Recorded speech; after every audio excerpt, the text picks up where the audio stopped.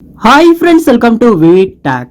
இந்த வீடியோவில் நம்ம யூஸ் பண்ணுற வாட்ஸ்அப் ஆப்பில் வந்து மெசேஜ் டோனை வந்து நம்ம எப்படி நமக்கு தேவையான மாதிரி நமக்கு பிடிச்ச மாதிரி சேஞ்ச் பண்ணலாம் அப்படின்றத தான் பார்க்க போகிறோம்.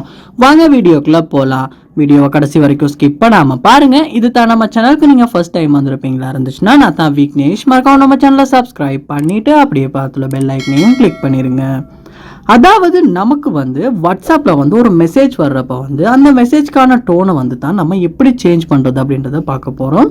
அதாவது இந்த டோனை வந்து நமக்கு பிடிச்ச மாதிரி டோன் இல்லாட்டி மொபைல்லே டிஃபால்ட்டாக உள்ள டோன், ஸோ இந்த மாதிரி எப்படி வேணாலும் நம்ம சேஞ்ச் பண்ணிக்கொள்ளலாம். ஸோ அதை சேஞ்ச் பண்ணுறது எப்படி அப்படின்னா, ஃபர்ஸ்ட் ஸ்டெப்பாக நீங்கள் உங்கள் மொபைலில் வாட்ஸ்அப் ஆப்பை வந்து ஓப்பன் பண்ணிடுங்க.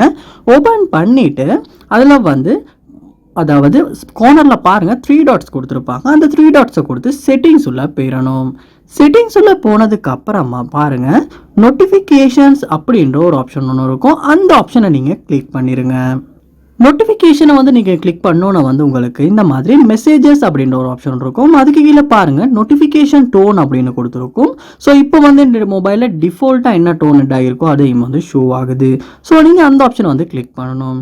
கிளிக் பண்ணோன்னே வந்து உங்கள் மொபைலில் நீங்கள் ஏதாவது மியூசிக், அதாவது இந்த மாதிரியான டோன்ஸ் டவுன்லோட் பண்ணுறதுக்காக அதாவது ஆப் வந்து வச்சுருப்பீங்களாச்சுன்னா அந்த ஆப் ஷோ ஆகும். இல்லாட்டி வந்து சவுண்ட் பிக்கர் அப்படின்ற ஆப் வந்து உங்களுக்கு ஷோ ஆகும். சவுண்ட் பிக்கர் அப்படின்றது கொடுப்பீங்களாச்சுன்னா உங்கள் மொபைல் உள்ள செட்டிங்ஸுக்கு வந்து போயிடும், அதாவது நோட்டிஃபிகேஷன் செட்டிங்ஸுக்கு. ஸோ இங்கே வந்து உங்கள் மொபைல்லேயே டிஃபால்ட்டாக என்ன டோன் கொடுத்துருக்காங்களோ அந்த டோனை வந்து உங்களுக்கு ஷோ ஆகும். மோஸ்ட்லி அந்த டோன் வந்து தான் வாட்ஸ்அப் டோனாக வந்து டிஃபால்ட்டாக அட் ஆகி இருக்கும். ஸோ நீங்கள் வந்து அந்த ஆப்ஷனை கிளிக் பண்ணிடலாம். நீங்கள் டிஃபால்ட்டான டோனை செட் பண்ணும்போது மோஸ்ட்லி நிறைய பேரோட மொபைலில் வந்து ஒரே டோன் தான் இருக்கும். ஸோ அது வந்து உங்களுக்கு வந்து சில டைம் ஒரு மெசேஜ் வர்றப்போ வந்து உங்களுக்கு தான் வந்திருக்கா அப்படின்றது வந்து கண்டுபிடிக்க கஷ்டமாக இருக்கும். அதனால வந்து நீங்கள் உங்களுக்கு தேவையான மாதிரியான டோன்ஸ் வந்து மொபைலே கொடுத்துருக்காங்க. ஸோ அந்த டோன்ஸையுமே வந்து நம்மளால் சூஸ் பண்ணிக்க முடியும். இல்லாட்டி வந்து உங்கள் மொபைலில் வந்து கேலரியில் ஏதாவது நீங்கள் டவுன்லோட் பண்ணிவிட்டு, அதாவது மியூசிக் பிளேயரில் வந்து டவுன்லோட் பண்ணிவிட்டு அதையுமே வந்து இந்த இடத்துல வந்து செட் பண்ணி வச்சுக்க முடியும்.